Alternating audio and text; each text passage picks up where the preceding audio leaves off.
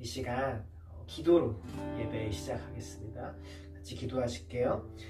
사랑의 아버지 하나님, 오늘도 예배의 자리 가운데 우리를 불러주셔서 감사합니다.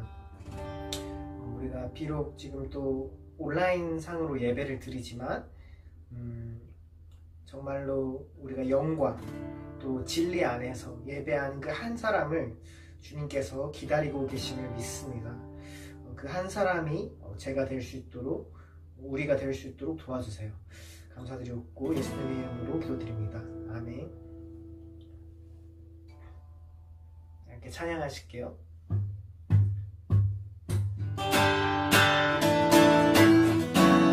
여러분, 정말로 예수님이 우리 선한 목자 되심을 믿으십니까? 우리 함께 그 좋으신 주님을 찬양하기 원합니다.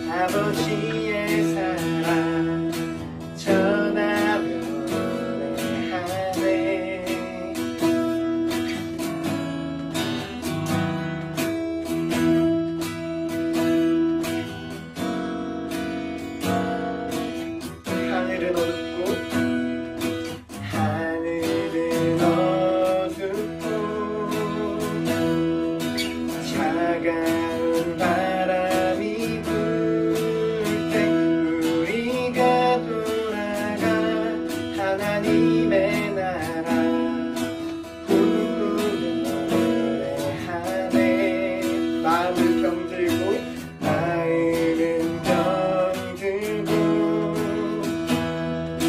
메말라가는 이곳에 우릴 기다리는 아버지의 사랑 전하며 노래하네.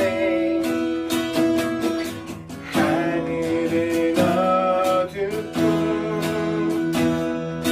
차가운 바람이 불 때 우리가 돌아가 하나님의 나라 꿈꾸며 노래하네. 마음은 병들고 메말라가는 이곳에 우릴 기다리는 아버지의 사랑 전하며 노래하네. 하늘은 어둡고 차가운 바람이 불 때 우리가 돌아가 하나님의 나라 꿈꾸며 노래하네. 마음은 병들고 메말라가는 이곳에 우릴 기다리는 아버지의 사랑 전하며 노래하네. 어제나 오늘도 한결같네.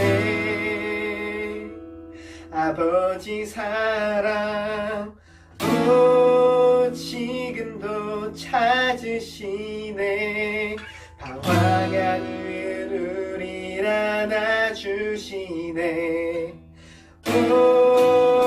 어제나 오늘도 한결같네. 아버지 사랑 지금도 찾으시네. 방황하는 우리를 안아주시네. 어제나 오늘도 한결같네. 아버지 사랑 지금도 찾으시네.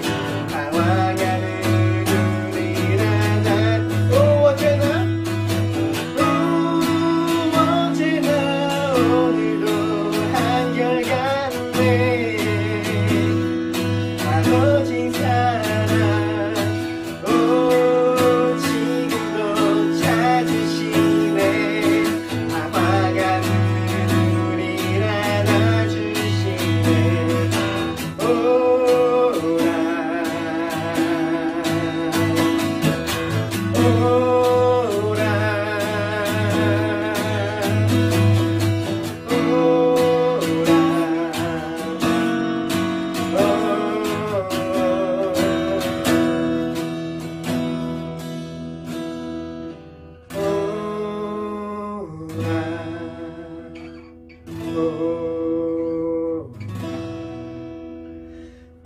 방황치 말고 오라. 죄 있는 자들아 이리로 오라. 주 예수 앞에 오라.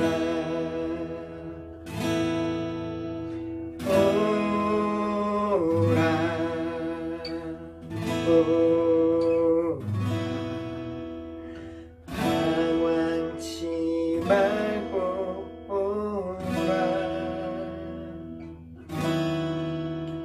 죄 있는 자들아 이리로 오라.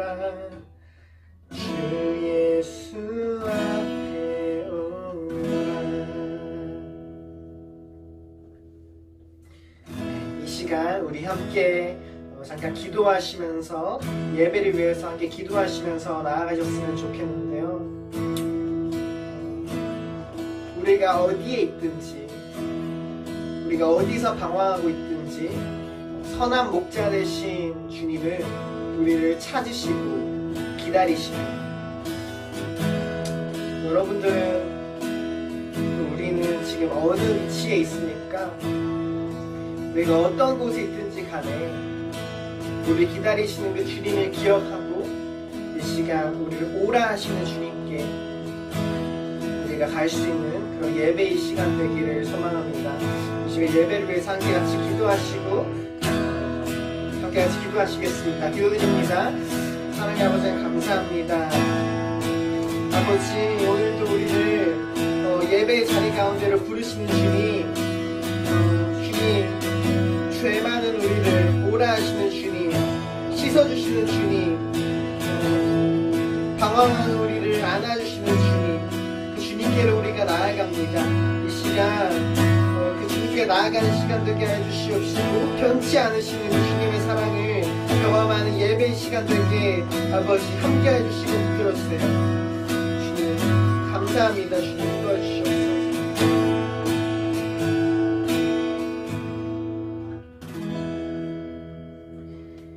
사랑의 아버지 하나님 감사합니다. 정말 좋으셔서, 정말 좋으신 분이셔서 죄 많은 우리를, 방황하는 우리를 기다려주시고 또 이리 오라고 불러주시는 주님, 우리 예배의 시간이 그 주님께로 우리가 어디에 있든지 간에 돌아가는 시간 되기를 원합니다. 이 시간 주님께 진정으로 예배를 올려드리는, 성령으로 예배하는 그 한 사람을 기다리고 계심을 믿습니다. 예배 가운데 함께 해주실 줄 믿습니다. 감사드렸고 예수님의 이름으로 기도드립니다. 아멘. 다 같이 사도신경으로 이 시간 우리 신앙을 고백하시겠습니다. 전능하사 천지를 만드신 하나님 아버지를 내가 믿사오며 그 외아들 우리 주 예수 그리스도를 믿사오니 이는 성령으로 잉태하사 동정녀 마리아에게서 나시고 본디오 빌라도에게 고난을 받으사 십자가에 못 박혀 죽으시고 장사한 지 사흘 만에 죽은 자 가운데서 다시 살아나시며 하늘에 오르사 전능하신 하나님 우편에 앉아 계시다가 저리로서 산자와 죽은 자를 심판하러 오시리라. 성령을 믿사오며 거룩한 공회와 성도가 서로 교통하는 것과 죄를 사하여 주시는 것과 몸이 다시 사는 것과 영원히 사는 것을 믿사옵니다. 기도드리겠습니다.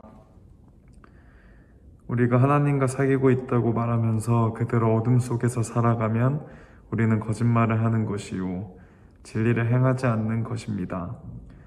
그러나 하나님께서 빛 가운데 계신 것과 같이 우리가 빛 가운데 살아가면 우리는 서로 사귐을 가지게 되고 하나님의 아들 예수의 피가 우리를 모든 죄에서 깨끗하게 해주십니다. 요한일서 1장 6절에서 7절 말씀. 빛이신 하나님 아버지, 오늘도 저희를 빛 가운데로 인도하여 주심에 감사를 드립니다. 주님, 저희를 하나님과의 영원한 사귐으로 초대하여 주셔서 감사합니다. 주님과 함께함이 행복입니다. 그러나 그것을 잊고 어둠 가운데 거할 때가 있습니다. 하나님의 뜻보다 나의 뜻을 더 중요시 할 때가 있습니다. 주님, 저희를 예수의 피로 깨끗하게 하여 주세요. 새롭게 주어진 한 주 하나님과의 사귐 안에서 빛의 자녀로 살아가겠습니다. 주님, 새로운 대한민국의 지도자를 통해 이 나라를 바로 세워주시고 저희도 각자 자리에서 빛의 자녀로 살며 이 나라를 밝힐 수 있도록 인도하여 주세요.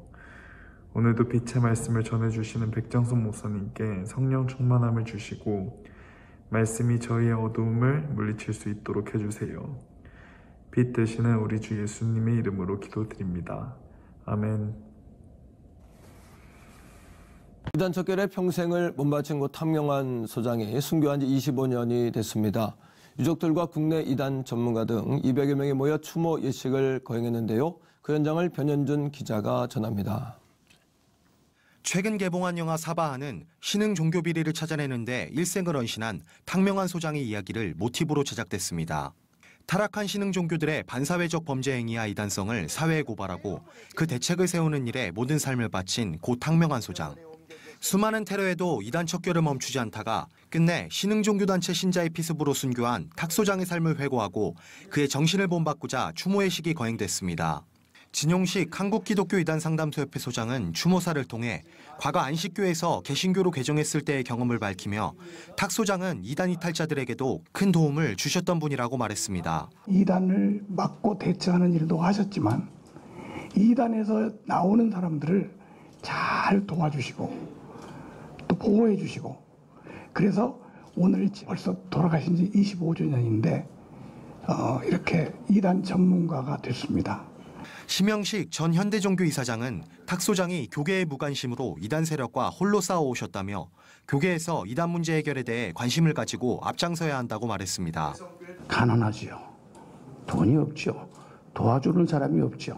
이단이 문제가 아니라 교회 안에 기독교 안에 계신 분들이 정말 문제가 됐었던 그 시절 그 업적을 이어받아서 한국교회를 지켜내며 하나님께 영광 돌릴 수 있는 이단 사업의 척결자가 되시기를 부탁하면서 추모의 식후에는 고 탁 소장의 이단 연구가 집대성된 자료십이 헌정됐습니다.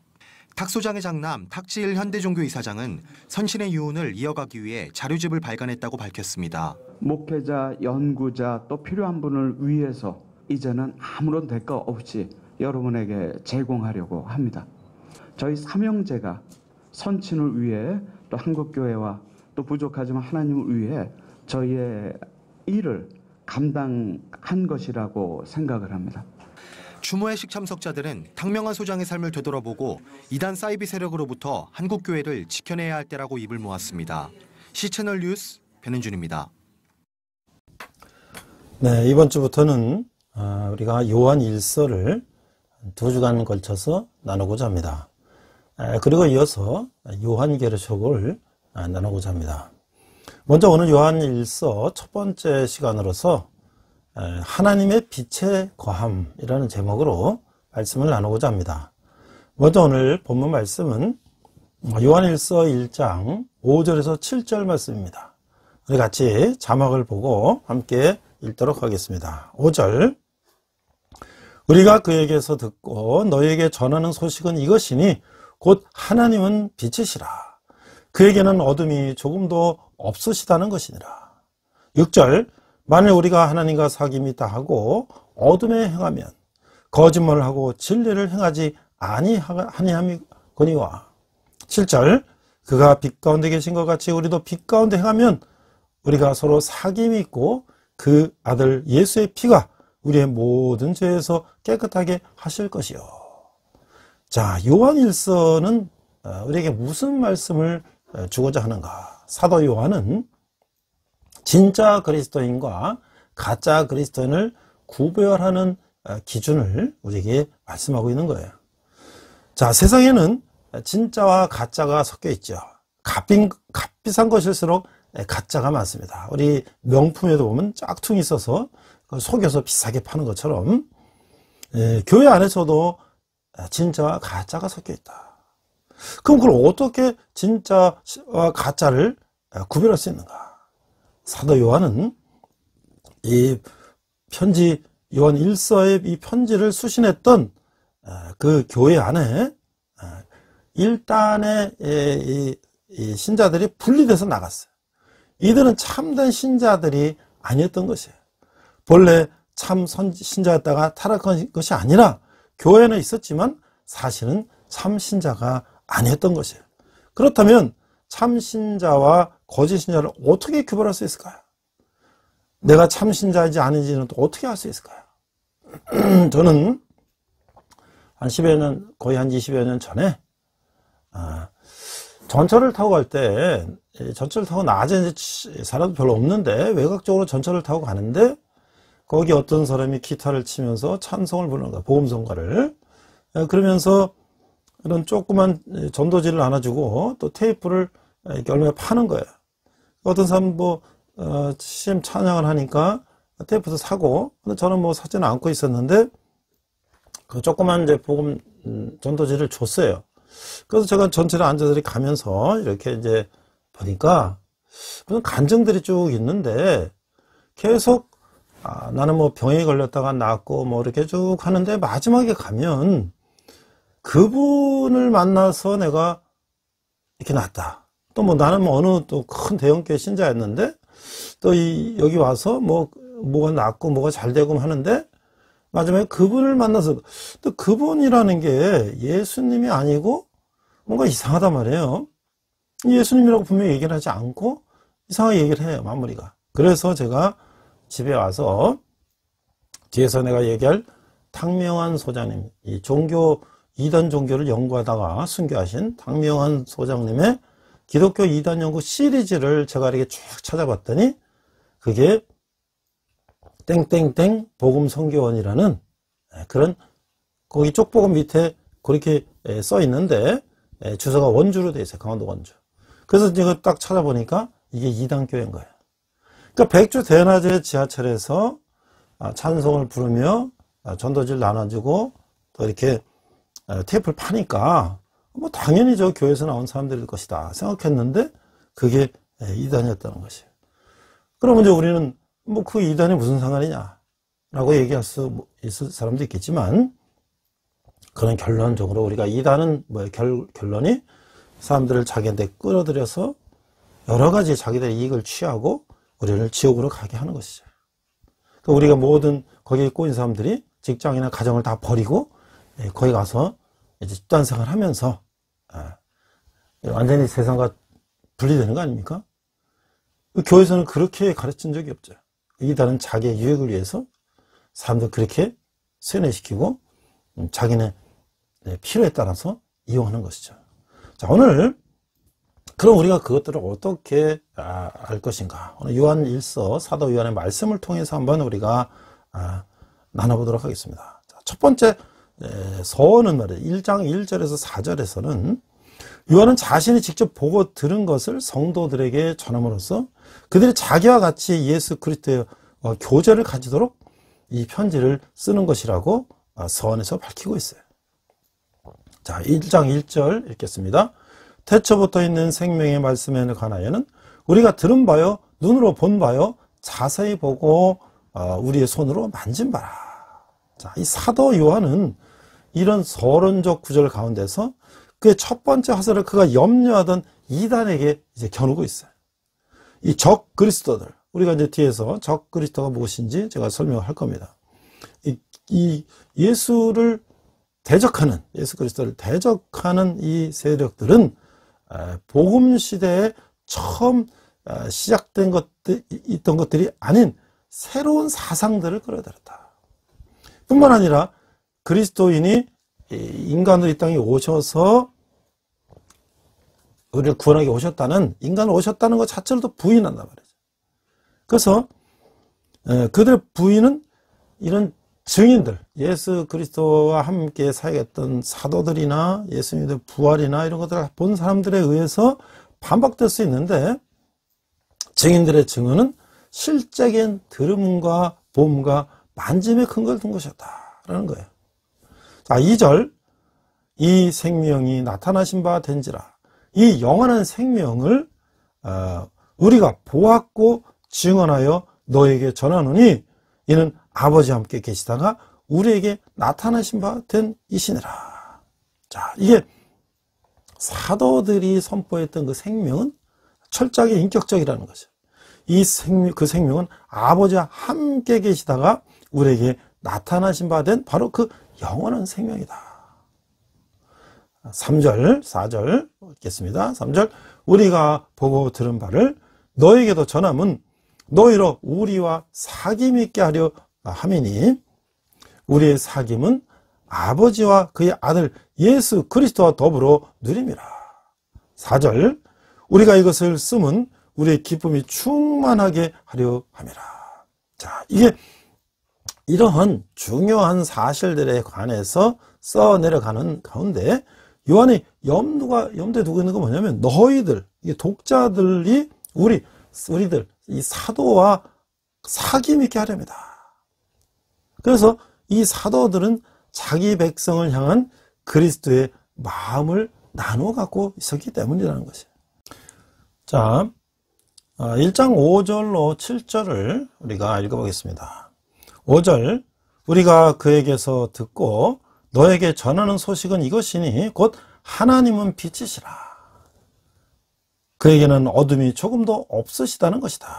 자, 빛이신 하나님은 사람의 죄를 들춰내고 또한 그 죄를 벌하신다고 하는 것이죠. 만일 어떤 사람이 어둠 가운데 행한다면 그는 빛이 나타내 보여주신 진리를 피해 숨어 있는 것이다 라고 말할 수가 있다고 하는 것이죠. 6절, 만일 우리가 하나님과 사귐이 있다 하고 어둠에 행하면 거짓말을 하고 진리를 행하지 아니하거니와. 자, 하나님은 빛이시기 때문에 그리스도인이 어둠 가운데 살아가면서 하나님과 사귐이 있다고 주장할 수는 없다고 하는 것이죠. 7절, 그가 빛 가운데 계신 것 같이 우리도 빛 가운데 행하면 우리가 서로 사귐이 있고 그 아들 예수의 피가 우리를 모든 죄에서 깨끗하게 하실 것이요.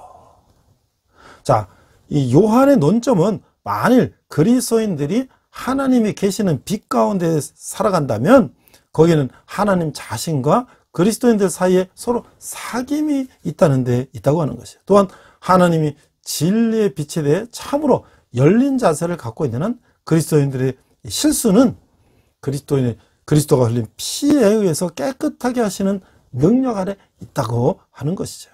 자, 그래서 이제 8절에부터 보면 내가 자백을 하게 되면 어떻게 되는가? 8절, 만일 우리가 죄가 없다고 말하면 스스로 속이고 진리가 우리 속에 있지 아니할 것이요. 만약에 어떤 사람이 잠시 동안이나마 모든 또는 영구적인 성과로서 죄가 없다고 한다면 그것은 잘못된 것이다. 9절, 만일 우리가 우리 죄를 자백하면 그는 미쁘시고 의로우사 우리 죄를 사하시며 우리를 모든 불의에서 깨끗하게 하실 것이요. 그래서 그리스도인들은 하나님의 빛이 그들에게 비추어 보여주는 어떤 실책이라도 인정할 자세가 되어 있어야 된다. 그래서 10절에 보니까 만일 우리가 범죄하지 아니었다 하면 하나님을 거짓말하는 이로 만드는 것이니 또한 그의 말씀이 우리 속에 있지 아니하니라. 그러니까 우리가 그리스도인들은 하나님의 말씀이 둘째는 자신이 죄에 직면했을 때 그것을 부인하기보다는 인정해야 된다라고 하는 것이죠. 그래서 이제 대언자이신 예수 그리스도께서 2장 1절 이제 우리에게 이렇게 말씀하시는 거예요. 나의 자녀들아, 내가 이것을 너에게 쓰면 너희로 죄를 범하지 않게 하려 함이라. 만일 누가 죄를 범하여도 아버지 앞에서 우리에게 대언자가 있으니 곧 의로우신 예수 그리스도시라. 그러니까 요한은 그의 독자들에게 죄 짓는 것을 원치 않았다고 하는 것이죠. 그러나 그들 중 누구도 완전하지 않으며 따라서 그들 모두가 대언자로서 받을 수 있는 도움을 필요로 하는 것을 알고 있었다고 하는 것이죠. 자, 2절, 그는 우리 죄를 위한 화목제물이니 우리만 위할 뿐 아니라 온 세상의 죄를 위하심이라. 그는 바로 예수 그리스도죠. 그래서 십자가는 진실로 하나님을 인간과 화목하게 해주었으며 또한 그분의 의로우신 요구 조건을 철저하게 맞췄기 때문에 주의 은혜와 자비는 구원받은 자들에게나 구원받지 못하던 자들에게 풍성하게 베풀어 주신다고 하는 것이죠. 그래서 이제 우리가 2장 3절 6절에 보면 그의 계명을 지키면 어떻게 되는가? 3절, 우리가 그의 계명을 지키면 이로써 우리가 그를 아는 줄로 알 것이요. 그리스도인들의 그 순종 여부에 따라서 자신이 주님을 진정으로 알게 되었는지를 판가름할 수 있게 된다고 하는 것이죠. 4절, 그를 아노라 하고 그의 계명을 지키지 아니하는 자는 거짓말하는 자요 진리가 그 속에 있지 아니하되. 그래서 어떤 이들은 자신이 하나님과 사귀고 있다고 주장하지만 실제로는 그런 사귐을 소유하지 못했다는 것을 보여주는 것이죠. 왜? 진리가 그 계명을 지키지 않기 때문에. 자, 2장 5절 6절 읽겠습니다. 누구든지 그의 말씀을 지키는 자는 하나님의 사랑이 참으로 그 속에서 온전하게 되었나니 이로써 우리가 그 안에 있는 줄을 아노라. 6절 그의 안에서 산다고 하는 자는 그가 행하신 대로 자기도 행할지니라. 자, 하나님 말씀에 순종하는 것은 하나님의 사랑을 온전하고 풍성하게 체험하는 결과를 가져온다는 것이에요. 한 사람이 이런 종류의 관계를 경험하는 기쁨을 누리고 있다는 사실에 대한 증거는 하나님의 말씀에 복종하신 예수님의 삶에서 나타난 모습을 따라 살아간 데서 발견된다고 하는 것이죠. 그래서 우리는 어떻게 해요? 서로 사랑해야 한다. 그래서 2장 7절에 보니까 이제 옛 계명과 새 계명을 이제 비교해서 말씀하고 있어요. 하나님이 주셨던 계명과 이제 예수님께서 오신 새 계명. 7절 사랑하는 자들아 내가 새 계명을 너에게 쓰는 것이 아니라 너희가 처음부터 가진 옛 계명이니 이 옛 계명은 너희가 들은 바 말씀이거니와. 자, 이 독자들은 그 당시에 예수 그리스도를 대적하는 적그리스도의 교리 때문에 어떤 새로운 사상에 직면해 있든지 간에 그들의 실제적인 책임은 그들이 처음 그리스도인이 되었을 때 들었던 그 명령을 따라 지켜야 간다는 것이죠. 8절 다시 내가 너에게 새 계명을 쓰노니 그에게와 너에게도 참된 것이라. 이는 어둠이 지나가고 참빛이 벌써 비침이니라. 그러니까 예수님이 그 명령을 새 계명이라고 부르셨으니 요한은 이것이 그 신선함을 아직 잃지 않았다는 것을 말하고 있어요. 그 계명은 지나가버린 어둠의 옛 시대에 속한 것이 아닙니다. 그리스도의 성육신은 세상에 결코 사라지지 않을 빛을 가져왔다. 예수님이 이 땅에 오신 것은 서로 사랑하라. 이제 새로운 시대가 이제 밝아졌어요. 이 시대의 진정한 특성은 하나님이 자신의 아들에게서 자신을 드러내 보이신 특별 계시의 측면에서 규정될 수 있게 됐다는 거죠. 그래서 무엇보다 이것은 하나님의 사랑의 계시다. 서로 사랑하라. 9절 빛 가운데 있다 하면서 그 형제를 미워하는 자는 지금까지 어둠에 있는 자요. 자, 만약 그가 그리스도인으로서 마땅히 알아야 할 그리스도를 실제로 안다면 그는 그 형제를 사랑하게 될 것이다. 10절 11절 그 형제를 사랑하는 자는 빛 가운데 거하여 자기 속에 거리낌이 없으나 11절 그 형제를 미워하는 자는 어둠에 있고 또 어둠에 행하며 갈 곳을 알지 못하나니 이는 그 어둠이 그의 눈을 멀게 하였습니다.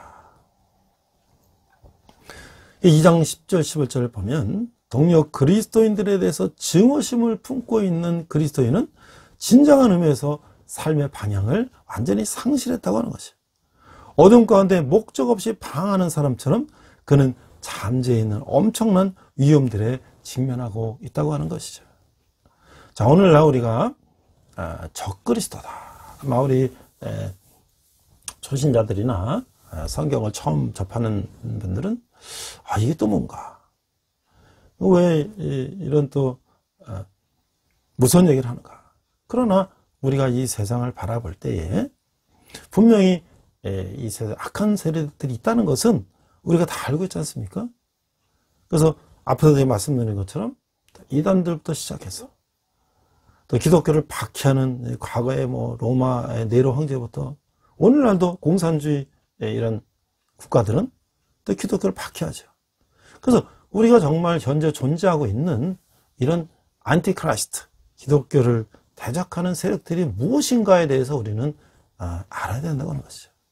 우리가 앞서 말씀드렸습니다만 비싼 거, 명품을 속이기 위해서 작품을 만들어서 파는데 우리가 조금만 그것을 알아본다면 그런데 속지 않는다고 하는 것이죠. 자, 그래서 제가 인터넷 자료를 찾아보니까 안티크라이스트, 이거 메시아를 대적하는 그런 말이죠. 이제 합성어가 됐어요. 그리스도를 대적하는 세력이다. 혹은 그리스도의 권위와 영광을 침해하는 영을 말한다. 그래서 이 적그리스도라고 하는 이 명칭은 요한의 이 서신서에만 등장하고 있어요. 그러나 이거 사실은 성경 전체에 다 나오고 있는 거죠. 이 사탄의 세력들. 그래서 특히 초대교회 당시 교인들은 적그리스도에 대한 일반적인 개념이 있었다고 여겨진다고 하는 것이죠. 그래서 사도 요한은 적그리스도가 거짓말을 하고 속이는 존재라고 말하고 있죠. 우리가 지금 읽은 거에 보면, 이제 앞으로 이어질 말씀에 보면 그렇게 말하고 있어요. 즉 적그리스도는 비록 자기 스스로를 그리스도라고 주장하지는 않지만 예수 그리스도에 대한 그릇된 가르침. 그러니까 이제 예를 들어서 그리스도의 인성을 부인한다. 그러니까 그 당시에 영지주의라든지 이런 사람들은 소크라테스, 플라톤, 아리스토텔레스 이런 이제 철학을 하는 그런 그리스라든지 이런 나라에서는 어떻게 하나님이 인간에 올 수가 있냐. 그건 불가능하다. 그러면서 그들은 예수님이 인간으로 오신 것을 부정한다든지, 또 어떤 세력들은 예수님이 하나님의 아들이라고는 신성을 부인한다든지, 이런 것들을 부인하는 것들은 우리가 그것은 그릇된 가르침을 가르칠 것이다. 우리 분명히 성경은 예수님의 인성과 신성을 우리에게 말씀하고 있기 때문에, 그래서 그것을 통해서 진리를 무너뜨리고 교회를 와해시키려고 하는 그 이단적인 분리주의다라고 생각하고 있다는 거예요. 그래서 이제 요한은 앞으로 있을 이제 계시록을 통해서 이 적그리스도를 새 짐승에 견주어서 인격적으로 인격적인 존재로 예수가 그리스도에 지금 부인하고 있는 것은 물론 그리스도의 교회의 최후의 핍박자로 활동하게 될 것을 예고하고 있어요. 하지만 적그리스도는 그리스도의 재림 때 멸망한다. 영원히 지옥에 갇힐 것이다. 라고 요한계시록 20장 10절에서 말씀하고 있어요.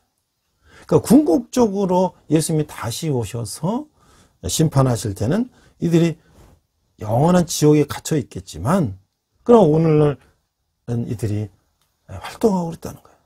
그래서 우리는 그들의 실체에 대해서 이제 알아야 할 텐데, 오늘은 제가 아주 사전적인 의미의 가장 기본적인 개념만 말씀을 드리고자 합니다. 자, 구약 성경에서는 적그리스도가 어떻게 나타나고 있는가? 자, 구약 성경에서는 메시아 대망사상, 메시아가 오셔서 우리를 구원하소서 하는 그런 기다림을 이스라엘 백성들은 갖고 있었다는 거죠. 왜냐면 그들이 이제 여러 가지 그 어려움 가운데 있으면서 이제 바벨론의 포로가 되기도 하고 아수르에게 망하기도 하고 뭐 여러 가지 그런 상황 속에서 메시아를 기다리고 있었는데, 그 메시아를 대적하는 존재에 대해서 관심을 갖고 있었다. 즉 종말에는 하나님의 나라와 그 백성을 공격하는 존재가 있을 것이다 라고 묘사하고 있다는 거예요. 여기 시편에서도 세상의 강력한 권력들이 여호와와 그의 기름받은 자를 대적하는 모습을 그리고 있다. 구약에서도 시편이나 에스겔서나 이런 거 보면 그런 적그리스도를 이제 묘사하고 있다는 것이에요. 그리고 이 같은 대적자들의 활동은 예언서에서도 다뤄지고 있는데, 에스겔서 38장 39절에 보면, 특별히 또 다니엘서 같은 데 보면 메시아를 대적하는 강력한 세력, 이 적그리스도에 대해서 작은 뿔, 왕 이런 명칭을 사용해서 생생하게 표현하고 있다는 것이죠. 그러니까 이것이 성경 전체를 통해서 타락한 사탄들, 타락한 천사들, 이런 사탄의 세력들이 이제 묘사되고 있다고 하는 것이죠. 자, 그러면 신약 성경에서는 어떤 적그리스도가 또 묘사되고 있는가? 그러니까 신약 성경에서의 적그리스도의 도전 대상인 예수 그리스도께서 친히 적그리스도의 활동과 실체를 인자와 성령을 대적하는 자라고 말씀하고 오셨어요. 마태복음 12장 24절 이하에 보니까 이렇게 말씀하고 계셨고, 또한 종말론적인 가르침을 통해서는 거짓 그리스도와 거짓 선지자가 할 수만 있다면 하나님의 선택하던 자들도 미혹할 것이다 라고 경고하고 있다는 거예요.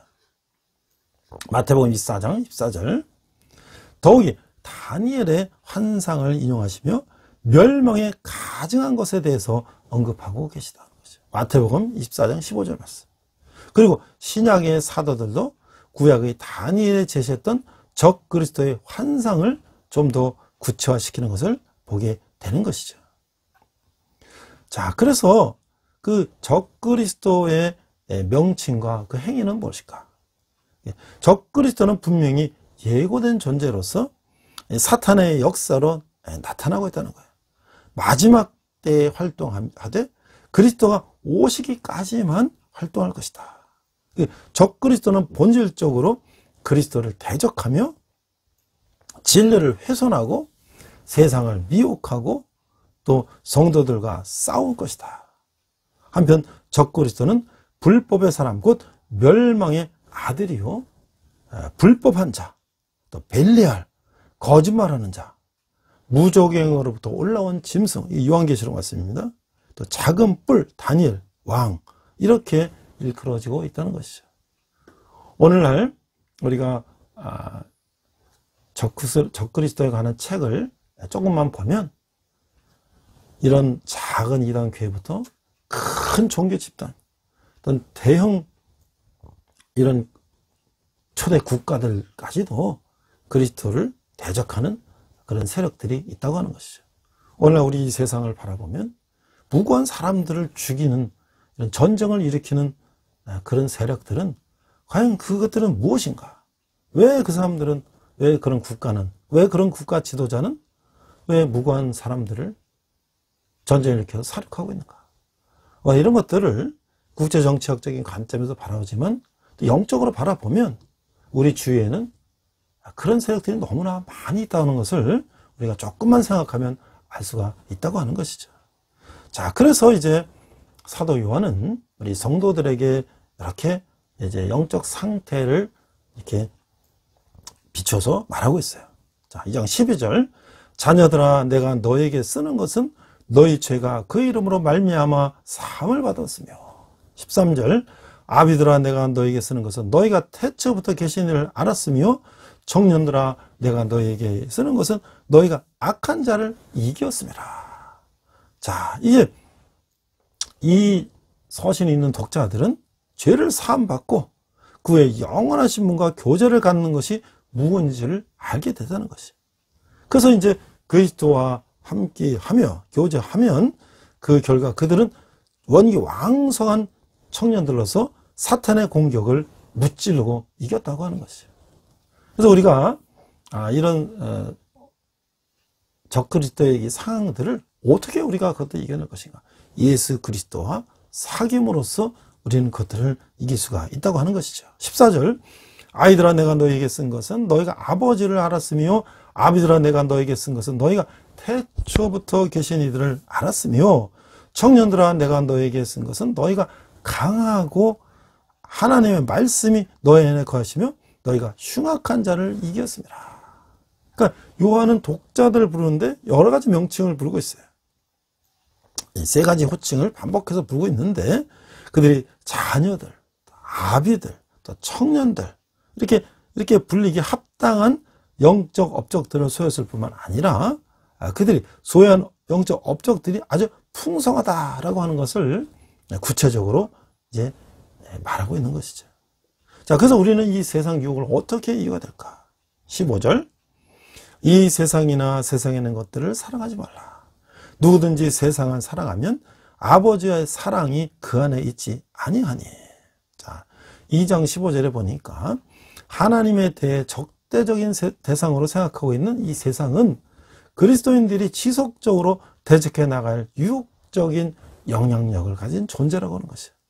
세상은 그리스도인의 사랑을 놓고 경쟁하는데 우리는 세상과 하나님을 동시에 사랑할 수가 없다는 것이죠. 그런데 우리가 정말 이 세상에 보면 우리를 유혹하는 것도 얼마나 많아요. 16절에 보니까 이는 세상에 있는 모든 것이 육신의 정욕과 안목의 정욕과 이생의 자랑이니 다 아버지께로부터 온 것이 아니요 세상으로부터 온 것이라. 우리가 정말 육신에 먹고 입고 누리고 뭐 하는 것들을 그 욕구를 채우다 결국은 어디로 갑니까? 극단적인 마약이나 이런 데로 가고 자기가 자랑하고 싶은 걸 자랑하다가 어떻게 합니까? 자기를 거짓으로 속이고 남을 속이고 포장하고 결국 그러한 이 세상의 욕심은 끝이 없다는 것이죠. 그것은 결국 뭐예요? 자기 자신을 멸망시킨다는 것이에요. 그러니까 이 세상을 사랑하는 것이 하나님을 사랑하는 것과 양립할 수 없는 이유는 세상에 있는 모든 것이 아버지께로부터 온 것이 아니기 때문이라는 것이에요. 이러한 세상은 하나님에 대한 관심이 완전히 결여된 가치관들과 목표들로 구성되어 있다. 우리는 이 세상의 모든 것이 다 하나님이 만든다고 생각하지만 적그리스도 세력들이 만든 것들이 있다고 하는 것이에요. 그래서 우리가 그것들을 구별해야 된다고 하는 것이죠. 17절 이 세상도 그 정욕도 지나가되 오직 하나님의 뜻을 행하는 자는 영원히 거하느니라. 그래서 성품과 인격이 하나님께 복종하도록 갖춰진 사람은 지나가는 세상과 헛된 욕망에 의해 유혹을 받지 않을 것이다. 우리가 이렇게 저도 이렇게 살다가 보니까 사기를 당하고 뭐 어떤 어려움 당하고 이런 것도 물론 그걸 속이는 세력들이 나쁘지만 나에게도 그런 것들에 혹하는 마음, 나도 뭔가 허황된 마음이 있기 때문에 그런 것들에 현혹되는 것이 아니었던가. 저도 그런 생각이 듭니다. 그래서 우리가 마지막 때에 그 현혹하는 것들을 어떻게 바라볼 것이냐. 2장 18절 아이들아 지금은 마지막 때라. 적그리스도가 오리라는 말을 너희가 들은 것과 같이 지금도 많은 적그리스도가 일어났으니 그러므로 우리가 마지막 때인 줄을 아노라. 자, 이제 독자들은 적그리스도의 출현에 대한 예언을 알고 있었지만 그리스도에 대한 적개심을 드러내는 많은 적그리스도들의 등장에 대해서 경각심을 가질 필요가 있다. 이는 그 역사가 절정의 시대, 즉 마지막 때로 접어들었음에 대한 분명한 표시라고 하는 것이죠. 19절 그들이 우리에게서 나아갔으나 우리에게 속하지 아니하였나니 만일 우리에게 속하였다라면 우리와 함께 거하였으려니와 그들이 나간 것은 다 우리에게서 속하지 아니함을 나타내려 함이라. 자, 요한이 말하는 이 논점 뭐냐면 이 사람들이 실제로는 사도적 집단의 정신과 영을 나눠 갖지 않은 자들이라는 사실을 지적하고 있는 거예요. 그래서 그들은 나갔단 말이죠. 왜냐하면 만약 그들이 그런 것을 나눠 가지고 있었다면 그들이 이렇게 분리돼서 나가지 않았을 것이기 때문이라는 것이에요. 그래서 이 교회 내에서의 그 이단은 언제나 사도들의 교리 또는 이 영과의 근본적인 불화의 모습을 보여준다고 하는 것이에요. 하나님과의 교제를 갖추는 그리스도인은 사도적 교훈에 복종할 것이기 때문이라고 하는 것이죠. 20절 너희는 거룩하신 자에게서 기름 부음을 받고 모든 것을 아느니라. 21절 내가 너에게 쓰는 것은 너희가 진리를 알지 못하기 때문이 아니라 알기 때문이요 또 그 모든 거짓은 진리에서 나지 않기 때문이라. 자, 그들이 이 사도들의 기름 부음을 받은 결과로 독자들, 이 주로 교회 사도들이 교회 지도자들에게 하나님의 진리 안에서 충분한 교훈을 받았다고 하는 것이에요. 요한은 진리에 대한 그들의 이해가 정확하기 때문에 그리고 진리가 거짓과 결코 혼동되어서는 안 되기 때문에 그들에게 이 편지를 쓰고 있다고 하는 것이죠. 이제 마무리합니다. 22절 거짓말하는 자가 누구냐? 예수께서 그리스도이심을 부인하는 자가 아니냐? 아버지와 아들을 부인하는 그가 바로 적그리스도니라. 23절 아들을 부인하는 자에게는 또한 아버지가 없으되 아들을 시인하는 자에게는 아버지도 있느니라. 그래서 이 요한일서 2장 22절에 3절 말씀은 적그리스도는 뭐냐면 거짓말쟁이들이다. 왜냐하면 그들은 예수님이 그리스도이심을 하나님의 아들이요 하나님의 지명을 받은 구세주라는 사실을 부인한다.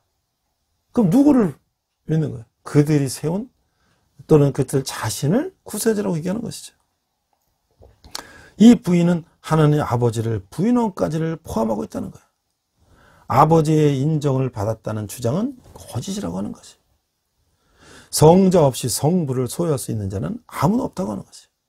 두 번째, 어느 한 분을 부인하는 것은 다른 한 분도 부인하는 것이다. 그러니까 이 적그리스도들은 뭐예요? 내가 하나님의 아들이다. 내가 구세주다. 내가 메시아다. 이렇게 주장하는 거 아니겠습니까? 그래서 이게 달을 이끌다니다. 처음은 같지만 뒤로 가면 다르다는 거예요. 그래서 교회라는 이름을 달았지만 나중에 가보면 전혀 다른 그런 이단들의 정체가 밝혀진다는 거예요. 처음에는 아주 똑같이 교회처럼 이렇게 하죠. 어느 정도 단계가 되면 그의 실체를 드러낸다. 제가 앞서서 어떤 그 이단 단체가 지하철에서 찬송하고 테이프 팔고 전도지 나눠주는 걸 기독교 이단 연구라는 책을 통해서 알아냈는데, 이제 그럼 그 기독교 이단 연구 책은 누가 썼느냐? 그분은 탕명환 소장님이라는 분이 썼어요. 자, 우리가 이 탕명환 소장님에 대해서 우리가 좀 알아야 되겠습니다. 이분은 1937년에 이제 태어나셔서 1994년에 돌아가셨는데, 바로 그때가 그분이 이단 종교에서 테러를 받아서 순교하신 거예요. 제가 1994년 직장에 다녔을 때 열심히 교회 다녔죠. 근데 갑자기 저녁 뉴스에 탕명환 소장님이 이단 교회의 테러를 받아서 순교하셨다는 뉴스가 떴어요. 물론 이 탕명환 소장님은 무수한 테러를 받았죠. 왜? 이단을 다 밝혀내니까 거기서 무수한 테러를 했는데, 그래도 그걸 다 꿋꿋이 견뎌내셨는데, 결정적으로 94년 이제 테러에서 순교하셔서, 제가 이제 서점에 가서 탕명환 소장님 쓴 책이 무엇인지를 쫙 뒤졌어요. 기독교 이단 연구 시리즈들이 쫙 나와 있어서 제가 그걸 사가지고 쫙 읽어봤더니, 이게 이 이단의 족보들이 쫙 정리해놨어요. 이단들이 뭐 그냥 하늘에서 뚝 떨어진 게 아니라, 우리 거의 조선 말기 막 이럴 때부터 시작해서 기독교가 들어왔을 때 거기서 갈라져 나간 박태선 장로교, 전도관부터 통일교부터 신천지부터 침례 유병현 이런 것부터 전부 그 족보가 있어요. 족보 계보가. 거기서 배워서 나가고 거기서 배워서 나가고 거기서 배워서 나가서 다 한 거예요. 그래서 그걸 보고서 보니까 그 밑에 제가 어떤 이름을 딱 보니까 그 이단 이름이 딱 나오는 거예요. 그래서 제가 알게 됐어요. 자, 그래서 이 탕명환 소장님은 이제 지속적으로 이제 테러, 살해, 협박 이렇게 받으셨는데, 결국은 그 당시에 대성교회라고 하는 이단교회를 폭로해서 거기에 이제 운전기사가 살해하게 돼서 순교하셨다는 거예요. 자, 이 탕명환 소장님은 전라북도 정읍에서 태어나셔서 이분이 이제 육군 헌병대에 근무하셨고, 또 이제 대구 영남신학교 야간으로도 공부를 하셨어요. 주로 이제 기독신보사, 복음신보사 이런 데서 이 개신교계 신문사에서 근무하면서 이제 신흥종교 이런 것들을 그 당시에 우리가 60년대, 70년대, 80년대 가면서 기독교가 부흥하니까 당연히 거기에 또 이단들이 부흥을 하게 됐죠. 그래서 그런 것들에 대한 문제를 밝히기 시작하면서 이제 세상에 그런 것들을 알리기 시작했어요. 그래서 이제 또 서울신학대학이나 고려신학교 등 데 가서 또 강의도 하시고, 그래서 유명한 이제 이단을 파헤치는 잡지가 월간 현대종교라고 하는 것이, 지금도 현대종교가 발간되고 있죠. 그래서 그걸 가지고 계속 이단을 이제 이렇게 밝혀내니까, 그 밝혀낸 이단들이 그걸 숨기기 위해서 지속적으로 이제 테러를 했던 것이죠. 그래서 이제 94년 탕명환 소장님이 순교하신 후에 지금 이제 월간 현대종교는 장남인 탁지, 부산 장신대 교수인데, 장남 이분이 이 현대종교 이사장 겸 편집장이고, 또 차남 탁지원 이분이 현대종교 발행인 겸 소장인데, 저도 이제 교회에서 탁지원 소장님이 직접 오셔가지고 이단에 대해서 강의 특강하는 걸 저도 들었어요. 이 삼남은도 탁지웅이라는데 이분은 성공의 신부로서 이 삼 형제가 현대 종교를 맡고 있다. 그래서 이 아버지인 탕명원 소장님은 계속 그런 신변의 위협을 받고 있다가 결국 94년에 그 대성교회, 현재는 이 평강제일교라고 이름이 바뀌었다 그랬는데, 이 여기서 퇴를 통해서 흉기에 찔리고 병원에 입원했으나 곧 이제 순교하셨다는 거예요. 그래서 이 탕명원 소장님은 장기 시신 기증해서 그 유언에 먼저 장기 시신 기증하신 거에 따라서 이제 연세대학교 의과대학에 기증되었고, 또 그 각막은 27세와 37세인 여성에게 기증되었다. 나중에 2002년에 그 아버지 박두섭 탕명원 아버지도 시신을 연세대학교 의대에 기증하셨다. 그래서 이 한 이단 종교를 연구하신 분이 그 한국의 기독교 이단을 쭉 차례대로 연구하고 조사해서 오늘날 우리가 한국 이단의 뿌리들을 알게 된 것이에요.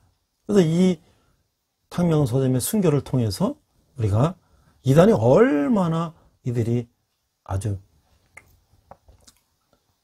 끔찍한 집단인가.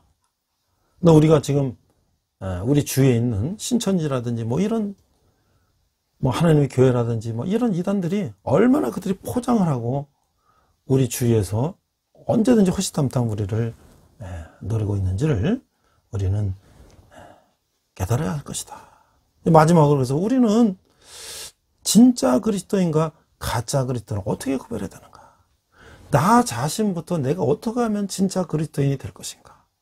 또 내 주위에 진짜 그리스도인과 가짜 그리스도인 어떻게 우리는 생각해야 되는가? 마지막으로 마무리를 하고 마치도록 합니다. 요한일서는 하나님과 교제를 나누고 있는 참된 신자라면 반드시 다음의 세 가지를 증거를 갖고 있어야 된다. 요한일서는 참 성도인 특성인 이런 세 가지 증거를 여러 차례 반복적으로 언급하고 있다는 거예요. 뭐냐? 첫째, 예수님의 성육신과 십자가의 대속적인 죽음에 대한 바른 신앙을 고백을 가져야 된다. 예수님이 이 땅에 오셔서 십자가에서 우리 죄를 대신해 죽으셨다는 걸 우리는 신앙 고백으로 해야 된다. 둘째, 하나님과 예수님이 우리를 사랑하듯이 우리는 형제를 서로 사랑해야 된다. 이단들은 뭐예요? 가족을 떠나서 집단으로 생활하면서 부모를 연을 끊고 말이죠. 부모들이 그들을 가서 데려오면 경찰에 신고하고 이것들이 과연 이게 하나님이 우리에게 주신 사랑의 표현인가? 그렇지 않다는 것이죠. 우리는 예수님이 우리를 사랑하듯이 형제를 사랑해야 된다. 마지막 세 번째는 상습적으로 죄를 짓지 않으며 말씀에 순종하는 의로울 삶을 사는 것이다. 오늘 우리가 세상을 바라보니까 죄를 지은 사람들이 오히려 큰 소리를 치고 힘이 있으면 그걸 힘으로 덮고 그리고 아주 포장을 해서 선한 모습처럼 보여지는 걸 보면서 우리가 그 이면에 있는 그런 것들을 구별해야 되겠고 또 우리도 그러한 죄를 지지 않도록 노력해야 된다. 그래서 요한에서는 진정한 하나님의 자녀임을 확실히 주는 참된 증거가 무엇인지 분명하게 보여주므로 참된 구원의 확신을 가지게 해준다. 그래서 요한에서 5장 13절에 보니까 내가 하나님의 아들의 이름을 믿는 너에게 이것을 쓴 것은 너희로 하여금 너에게 영생이 있음을 알게 하려 함이라. 우리는 예수 그리스도를 제대로 믿는다면 우리에게는 능력이 있고 이 세상이 감당하지 못하는 사람이 되며 또 우리는 영원한 천국에 우리를 기다리고 있다는 것이죠. 그래서 우리가 요즘처럼 많은 이 교회들이 이제 많은 시대에서 그 요한일서가 제시하는 참 그리스도인상이 무엇인가를 우리가 잘 생각하고 과연 나는 하나님과 참된 교제를 누리고 있는가? 나는 참된 신자인가? 그렇다면 그 증거는 무엇인가? 나는 예수님께 대해 바른 신앙을 가지고 있는가? 나는 형제를 사랑하고 있는가? 나는 죄에 대해서 민감한가며 하나님의 말씀을 순종하기를 즐겨하는가를 또 스스로에게 묻는 그런 저와 여러분 되시기를 주님의 이름으로 축원합니다. 기도하겠습니다. 하나님 아버지 은혜를 감사합니다. 마지막 때에 우리가 적 그리스도를 구별하고 또 진짜 그리스도인과 가짜 그리스도인들이 넘쳐난 이 시대에 우리가 예수님 우리에게 주신 서로 사랑하라는 새 계명을 지키며 정말 우리가 그리스도의 삶을 살 계명이 부족하면은 저희들에게 하여 주시옵소서. 감사드리며 예수님 이름으로 기도했습니다. 아멘. 이 시간 헌금 찬양 하시겠습니다.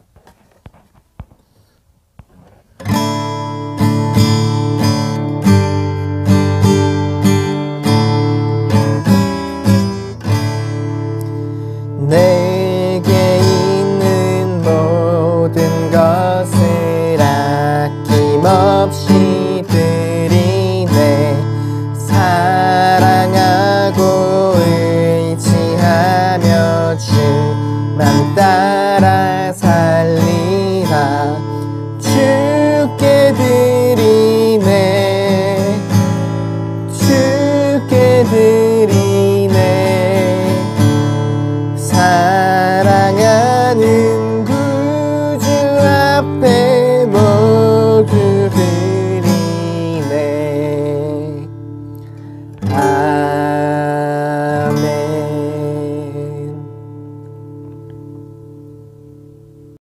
자, 이제 봄도 이제 점점 가까우는 것 같습니다. 낮에는 이제 뭐 거의 영상 15도 이상 이제 올라가고 좀 있으면 이제 꽃도 피고 이제 아주 완전한 봄이 올 것 같습니다. 이제 학교는 이제 벌써 개강을 했고 그렇지만 아직 이제 이 오미크론 변이나 코로나 바이러스가 아직 폭증세에 있기 때문에 온라인으로 비대면으로 하기도 하고 있는데 조만간에 이제 모든 것이 정상으로 되면 캠퍼스 선교도 활발하게 이루어질 것입니다. 또 우리 군인 형제들도 지금 제한적으로 예배만 하고 있는데 앞으로 또 찬양도 하고 또 여러 가지 이제 위문도 오시고 하면서 활성화되기를 기도합니다. 저도 이제 이번 학기에 학생들이 성경 과목을 2과목을 이제 하고 또 다른 과목도 하고 있는데 우리 학생들에게도 또 말씀을 또 전하고 또 학생들이 또 교회를 다니든 다니지 않든 한번 또 말씀을 접하면서 그들이 또 믿음에 대해서 생각해 볼 수 있는 그런 시간이 됐으면 좋겠습니다. 여러분들이 후원하시는 헌금은 우리 청년들이 주님께 돌아오는데 귀하게 사용될 것입니다. 우리 같이 기도하겠습니다. 하나님 아버지 은혜를 감사합니다. 저희들이 적은 예물을 주님께 드렸습니다. 이 예물이 쓰이는 것마다 주님의 영광이 나타나게 하시고 특별히 청년들이 주님께 돌아오는데 사용되게 하여 주시옵소서. 지금은 우리 주 예수 그리스도의 은혜와 하나님 아버지의 극진하신 사랑과 성령님의 감화감동 역사하심이 참 그리스도인이 되기를 다짐하며 거짓 그리스도, 적 그리스도를 우리가 구별하여 그런 거짓들에 속지 않고 사랑으로서 이 세상을 변화시키기를 다짐하는 온라인 예배를 성도들 위해 열방의 백성들과 선교사님들 위해 특별히 북한에서 고통받는 북한 동포들 위해 지금부터 영원토록 함께 하시기를 간절히 축원합니다. 아멘. 이 시간 함께 결단 찬양 선한 능력으로 부르시겠습니다.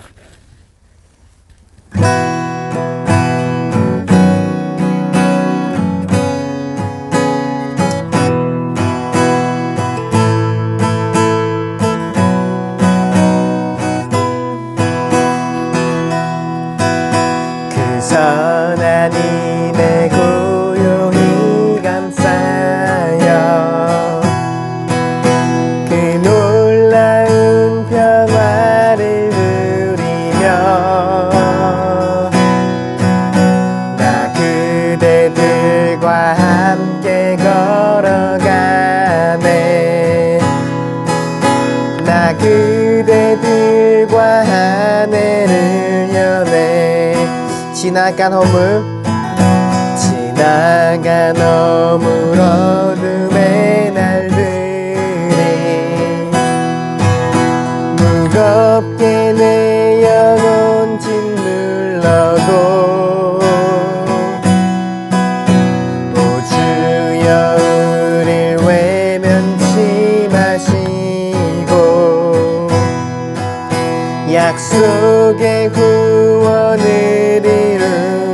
주옵소서.